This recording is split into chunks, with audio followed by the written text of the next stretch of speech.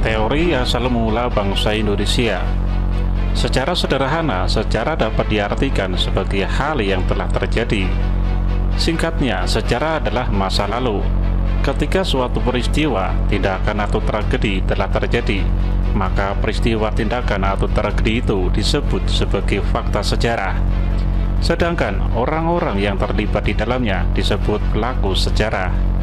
Hukum dasar yang berlaku dalam pelajaran sejarah adalah sejarah dibuat oleh pemenang perang, disampaikan ke masyarakat secara struktural, sistematif, dan masif melalui kurikulum pendidikan di sekolah-sekolah sesuai dengan kepentingan politik.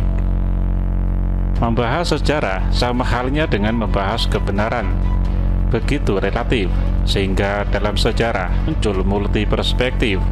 Tentu hal itu disebabkan karena manusia sebagai pelaku sejarah memiliki sudut pandang dan kepentingan yang berbeda, sehingga sejarah sama dengan kebenaran yang mutlak eksistensinya, tapi bersifat relatif perspektifnya. Salah satunya adalah sejarah asal-usul nenek moyang bangsa kita. Ada yang menyebutkan nenek moyang kita berasal dari Cina, ada yang bilang nenek moyang kita berasal dari Melayu, dan ada yang bilang berasal dari Taiwan. Bahkan ada yang bilang berasal dari Afrika.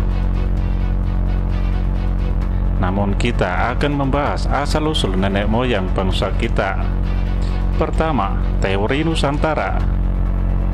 Teori Nusantara menyatakan bahwa asal-usul bangsa Indonesia berasal dari Indonesia sendiri, bukan dari luar. Teori ini didukung antara lain oleh Muhammad Yamin, Corey Skeraf, dan J. Crawford. Teori ini dilandasi oleh beberapa argumennya, antara lain bangsa Melayu merupakan bangsa yang berperadaban tinggi. Peradaban ini tidak mungkin dapat dicapai apabila tidak melalui proses perkembangan dari kebudayaan sebelumnya. Bahasa Melayu memang memiliki kesamaan dengan bangsa Champa atau Kamboja, namun persamaan ini hanyalah suatu kebetulan saja. Adanya kemungkinan bahwa orang Melayu adalah keturunan dari Homo soloensis, sering pula disebut manusia dari Solo, dan Homo wajakensis, yaitu manusia dari Wajak, Jawa Timur. Adanya perbedaan bahasa antara bahasa Austronesia yang berkembang di Nusantara dengan bahasa Indo-Eropa yang berkembang di Asia Tengah. Teori Lemuria Atlantis. Ini adalah fakta baru yang belum pernah diajarkan di sekolah. Orang-orang yang mengaku sebagai ahli sejarah masih banyak membantahnya. Teori ini sebetulnya mulai bisa menjawab banyak pertanyaan tentang banyak hal yang masih menjadi misteri. Seperti kenapa dahulu kala saat Pulau Jawa, Sumatera, Sulawesi, Kalimantan, dan Papua masih bersatu, kok bisa-bisanya disebut Kepulauan Sunda Besar? Kenapa orang-orang Melayu dan Papua berbeda warna kulit?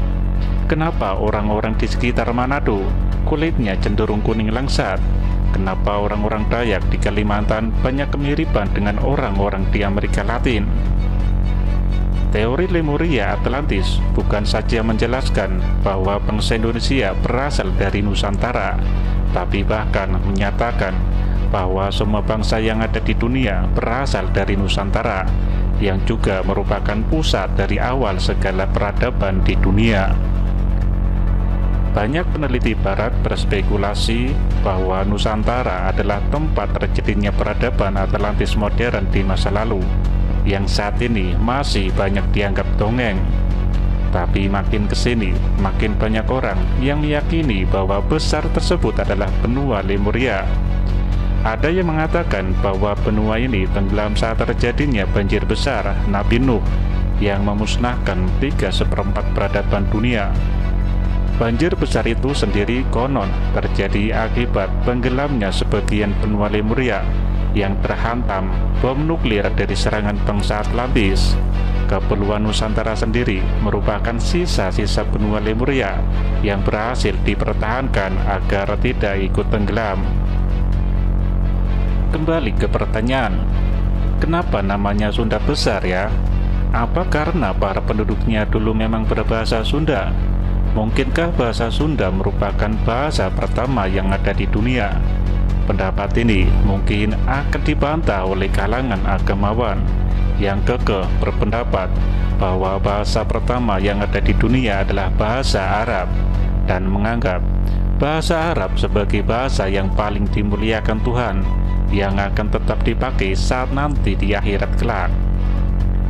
Teori Lemuria Atlantis memang masih dianggap dongeng, apalagi jika dikaitkan dengan sebuah novel kontroversial berjudul Architirema, yang isinya dianggap banyak cocokologi dengan nama-nama tempat di bumi Nusantara dengan versi dongeng yang berbeda, serta legenda-legenda rakyat yang telah beredar sebelumnya. Terlepas dari benar tidaknya isi novel Architirema, jauh sebelum novel tersebut terbit, para peneliti barat telah lama meneliti dan membahas tentang bangsa Lemuria dan Atlantis, yang diduga merupakan nenek moyang dari semua bangsa yang ada di seluruh dunia saat ini. Sebuah novel tentu saja cuma dongeng yang tidak bisa dianggap sebagai acuan sejarah, tapi yang menariknya, adanya pasal-pasal dongeng bangsa-bangsa lain yang saat ini tersebar di seluruh dunia.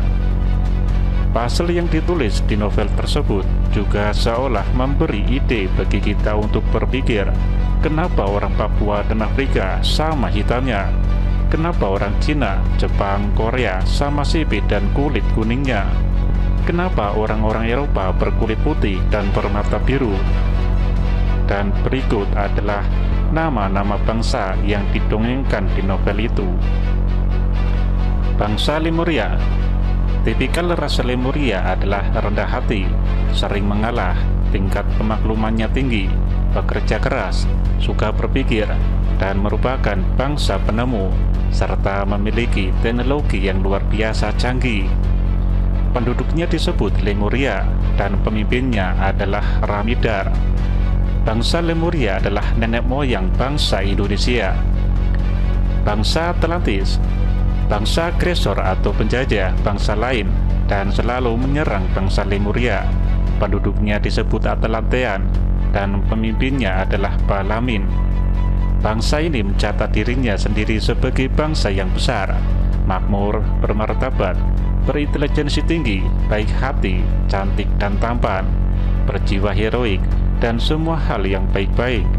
Bangsa ini juga menghilangkan penemuan-penemuan bangsa lain dengan tujuan agar masyarakat dunia tidak memiliki kemampuan berpikir yang baik.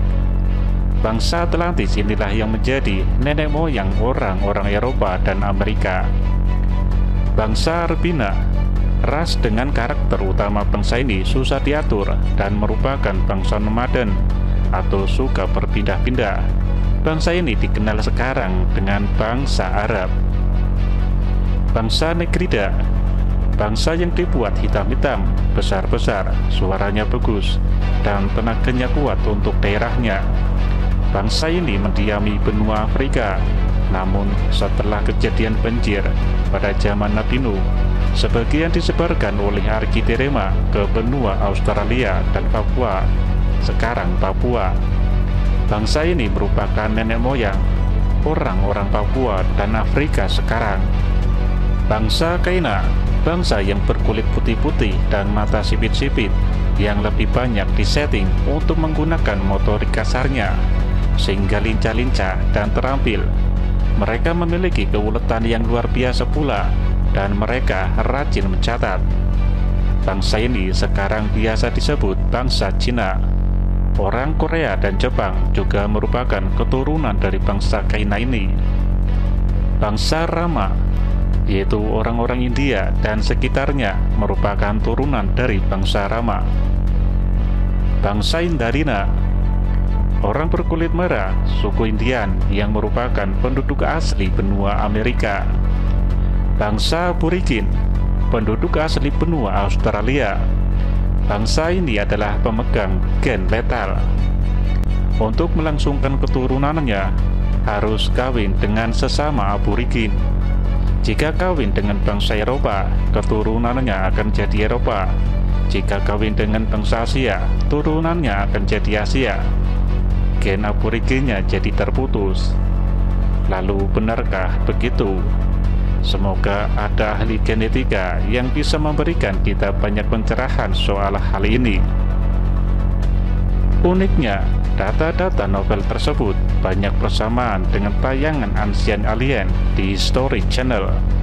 Juga ada kesamaan dengan pendapat para peneliti asing yang meyakini bahwa bumi Nusantara sebagai tempat seluruh peradaban dunia berasal.